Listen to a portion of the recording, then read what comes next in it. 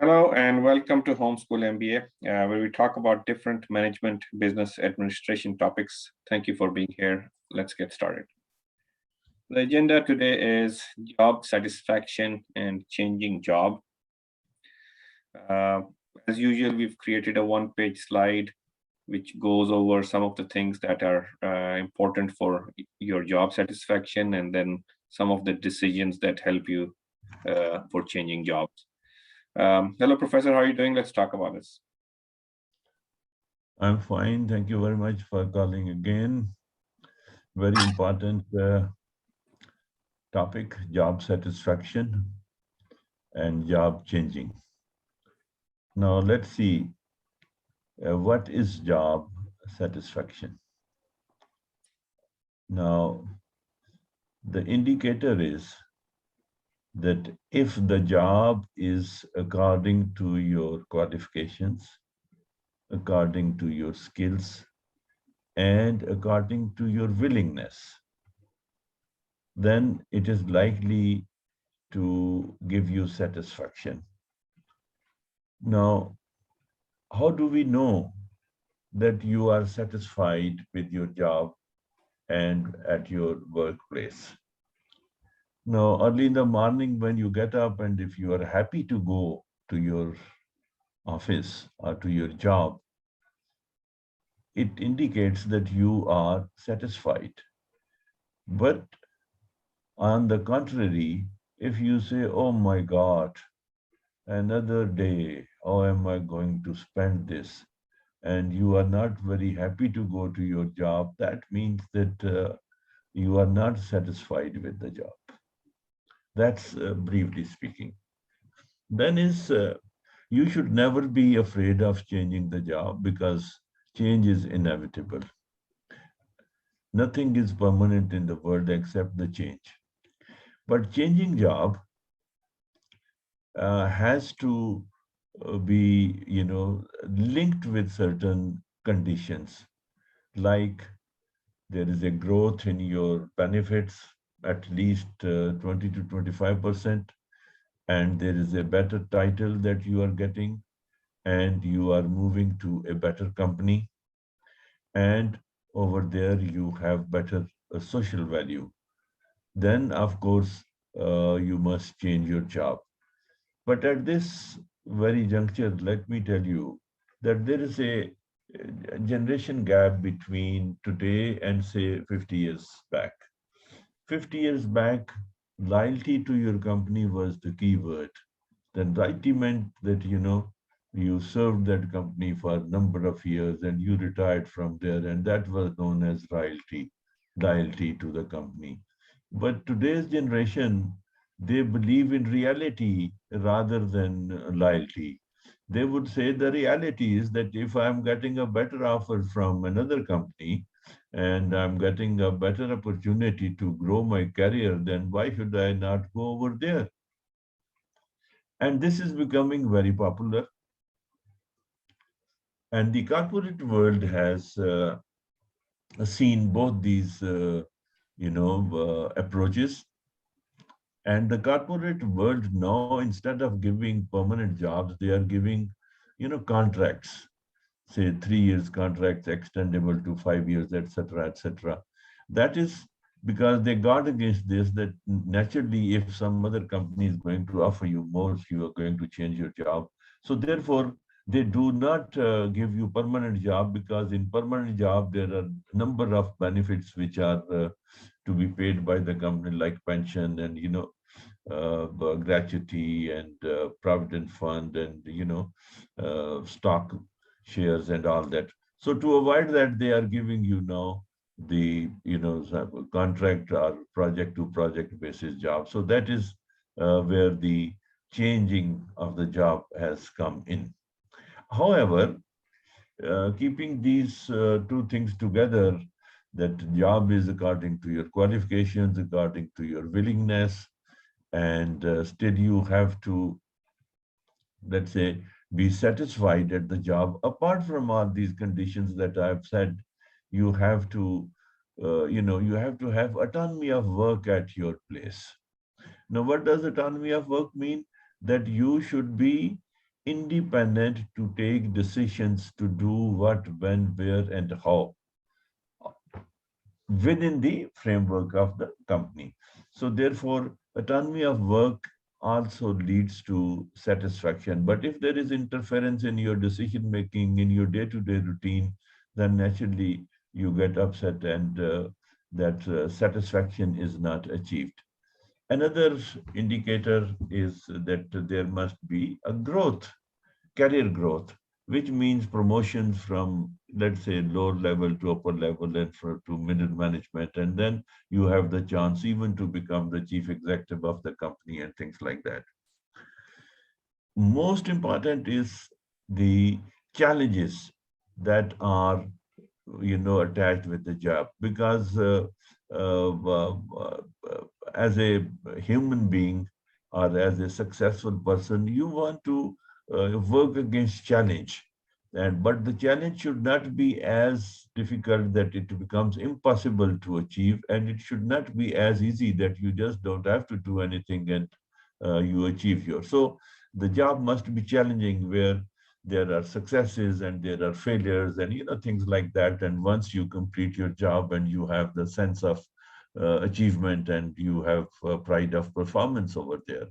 So that's what I mean that challenges means. Then the social value at workplace also is a very important indicator for job satisfaction. Social value at work means that the respect the seniors give you for the sake of your job or for the sake of your performance or for the sake of your title, your peers, the respect they give you, and your juniors, they look towards you for guidance and for help, and you become a very respectful, a kind of a darling baby in the company where everybody is very happy with you. So this is what we refer as social value at workplace. It also leads to job satisfaction. It is said mostly in United States of America that first me, then my family, then my job, then my country. That's the sequence. And if you follow this, this will lead you to a spirit decor. Some people may not understand this term, spirit decor. It means sense of belonging to an institution and feeling proud about it. And there are a number of examples that you put your tags on your, blazers and coats of your company, and you put patches on your,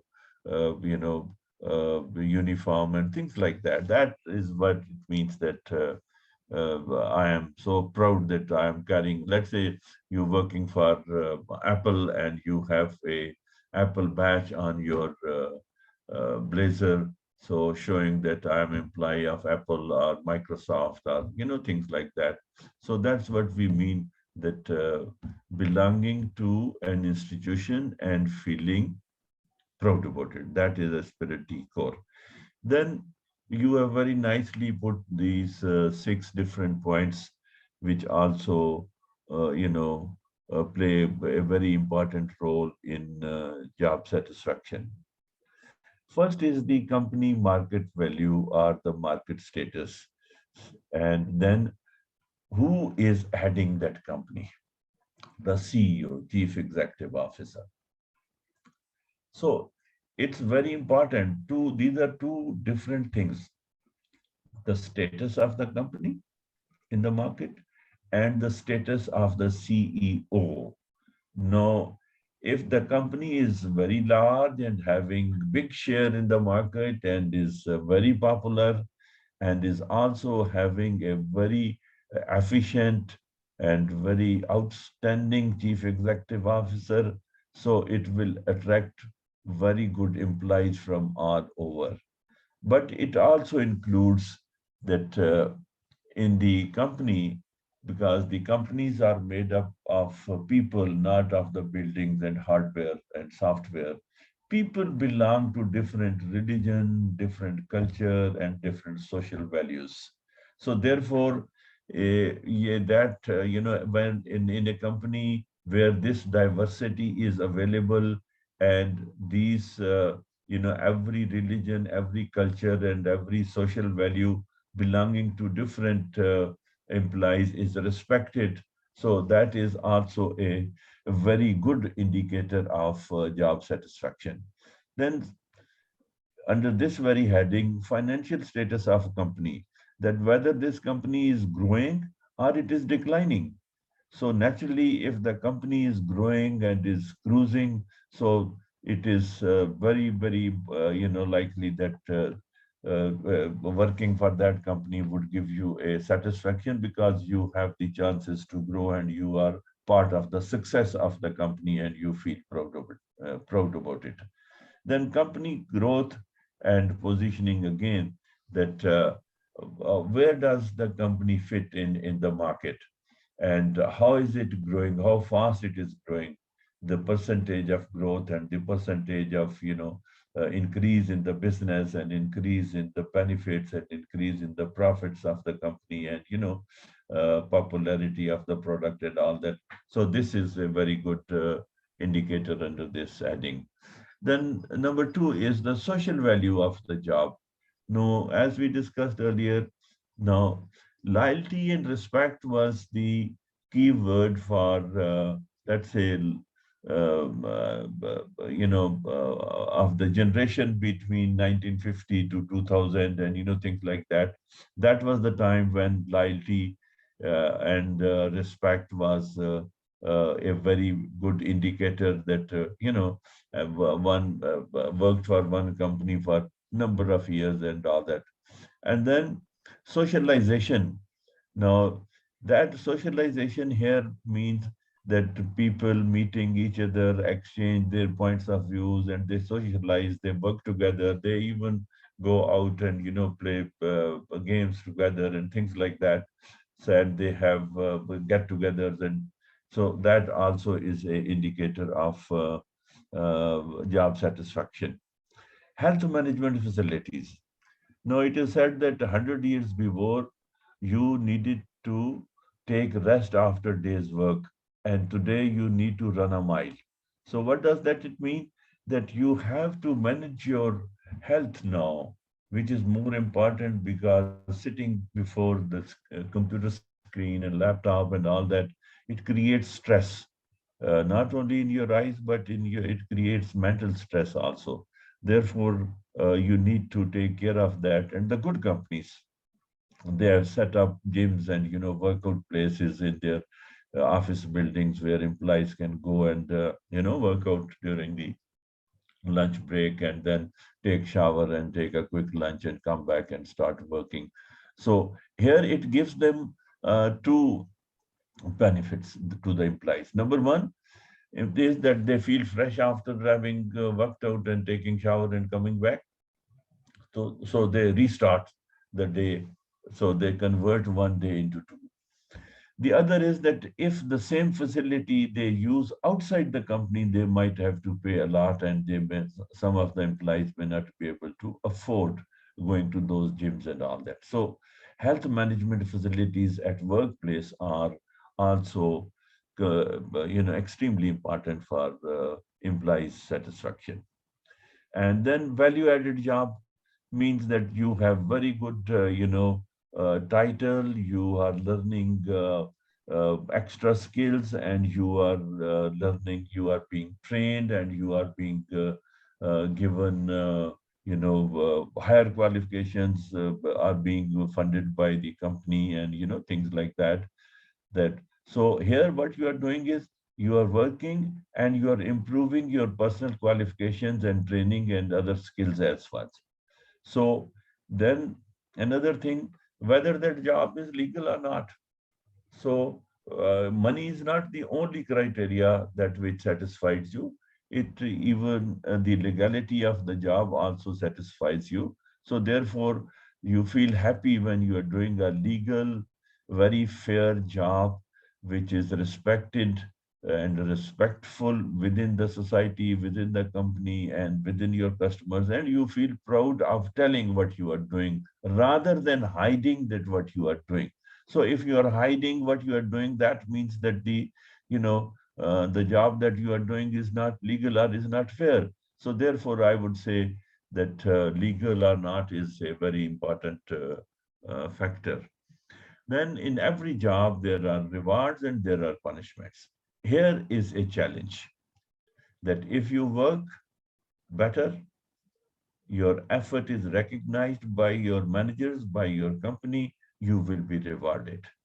And if you waste time and if you are lagging behind and you are not showing your hard work and keenness to achieve your targets and your objectives, then you will be punished. So, what we say here that under this heading, the employees are categorized in different companies in different ways, but generally, um, A grade implies, B grade implies, or C. So A, B, C grade. But in certain cases, the grades can be more like A plus, A minus, B plus, B minus, C plus, C minus. So that's how you are graded. And you have a now challenge to come into the top grade, A plus grade. So that also is a indicator for job satisfaction. And then job position versus experience and qualification. Now, here, jobs are always described what, when, where, how. So, which includes that who is entitled or who is fit to do that job.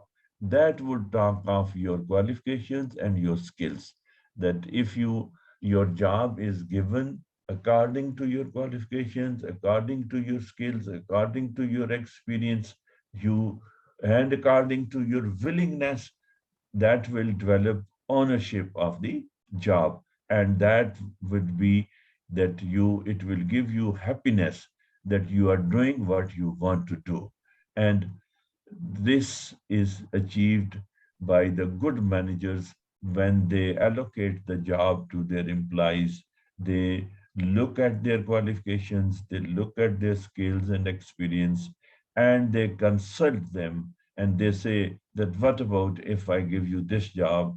Will it be good enough for you? What are your comments? And when you say, look at it and you say, oh, yes, it's according to my qualifications, my skills, and I would love to do it.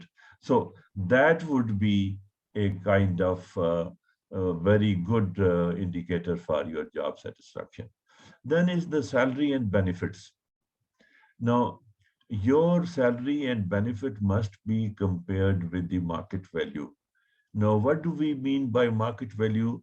That people of your experience, your qualification, and your skills, how much benefits, what kind of perks and attached bonuses and stocks, etc., are being given to them. If your offer or if you are getting your benefits according to the market, it should satisfy you.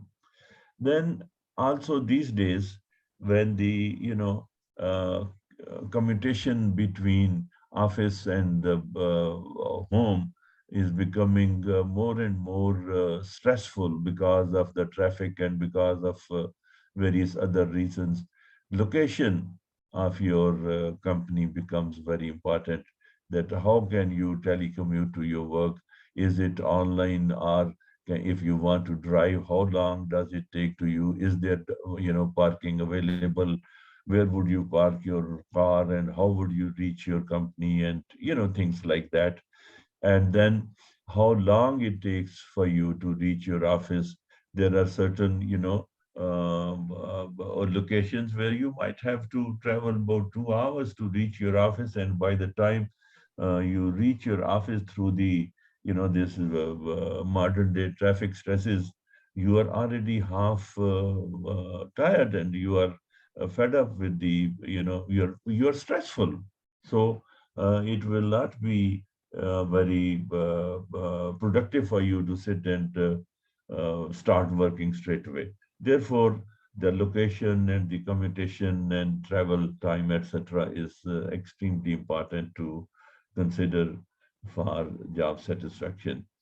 Then, at the same time, vacation time. So there are companies which, they have made it mandatory that they send you for 2, 3 weeks on vacation. These are called paid vacations, and because they want you to go and take rest, take your family out and take some time out and refresh yourself, come back and, you know, start working fresh. That also vacation facility is very important for job satisfaction. Career growth. Now, there are different ways that we can look at it. Job continuous improvement process. Now, that means training of employees, middle management training, senior management training, and for that matter, even academic qualifications, and giving the chance to the employees to improve their academic qualifications on the cost of the company if they are performing well. And you know that's what we say continuous improvement, because these days the most of the jobs are technology driven or oriented. So you have to keep in step with the technology, because technology is developing faster than the man. Therefore, if you are left behind, then you may not be able to do your job well. Therefore, continuous improvement of learning, continuous learning becomes very important. That would lead us to change management in career and skills. No, what do we mean by change management in career and skills? Moving from one system to another.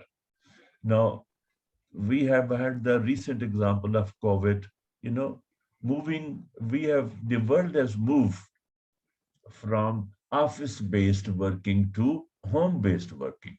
No, that's a big change. You see that you are sitting in the home and working, you are not going out, and things like that. That's a on one hand it may be very peaceful and may be very comfortable, but on the other hand it is very monotonous.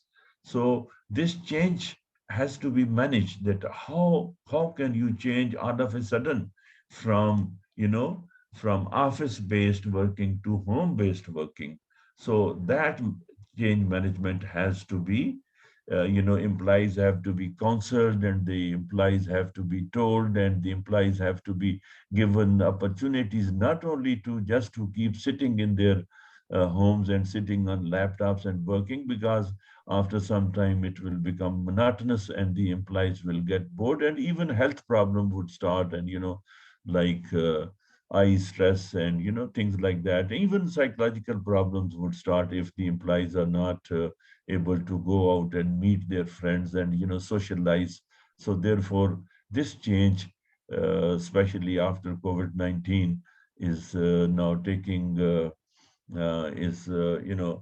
is being the after effects are being felt now, and most of them are negative. So therefore, the companies and the corporate world has to think about it, that what's the proper way of managing this change. Then personal growth, as I said, that is your promotions, your academic qualifications, and your trainings and your skills and things like that. So that also would mean that there is a chance for you if you are getting, you're personally growing. Your promotions are being given to you at appropriate times, and you are being given proper training, and your skills are being improved. So you will feel satisfied. And same thing about career promotion and benefits. So work and family life balance is again a very important. Now, previously, when people were office based, working office based, what was scenario was that they were sitting in the offices after office time, and the having no time for the families, and things like that, and the no time for kids and families. So that was creating a social stress at home. But today the position is just the opposite.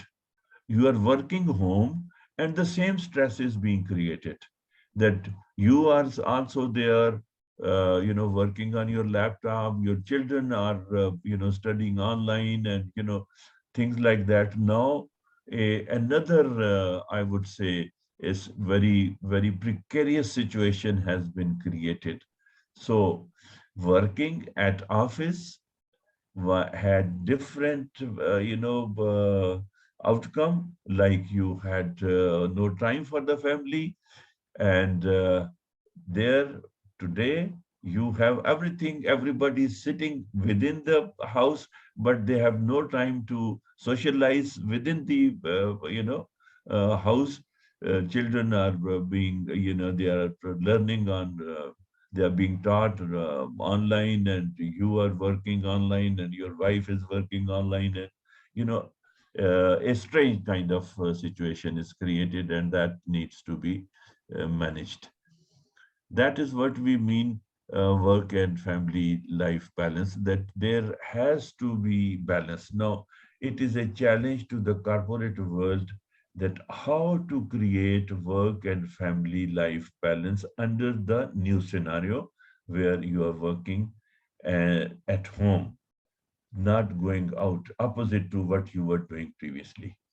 So, next is autonomy of work or autonomy of work. Autonomy of work means decision making. That means that you are independent to take decisions to get your job done, or to manage your subordinates, or to follow your job. So there is no interference. So you are independent enough to take decision what, when, where, and how, of course, while remaining within the policies and SOPs of the company. Then manager and employee relationship also is part of the autonomy of work, that how the manager guides you, how the managers, what's the social relationship between the manager and the employees. Does the manager have confidence in his employees, and vice versa? Do the employees have confidence in the manager that if they make an honest mistake, they will not be punished? Things like that. That's what I mean by relationship, between manager and employees. Another example of relationship between employee and manager is that the manager keeps guiding the employees how, what, when, where, how to go about, and things like that, and keeps encouraging them. And on the other hand, the employees are not only reporting the successes to the manager, but they are also reporting their failures and difficulties to the manager, so that the manager can guide them how to overcome them. And then last but not least, the job security, that how secure your job is. Now, these days, as I said, that this job security, previously it was like giving you permanent employee status, and today is job security is according to the contract that you sign, whether it is for 3 years or 5 years. But the purpose behind is to provide job security to you, so that for that period for which you have signed the contract, you should be, you should feel happy that you have a certain job for a certain period of time. And I think that's what is generally all about this job satisfaction, and how to change your job. Okay. Thank you for watching. Please like and subscribe to all our social media.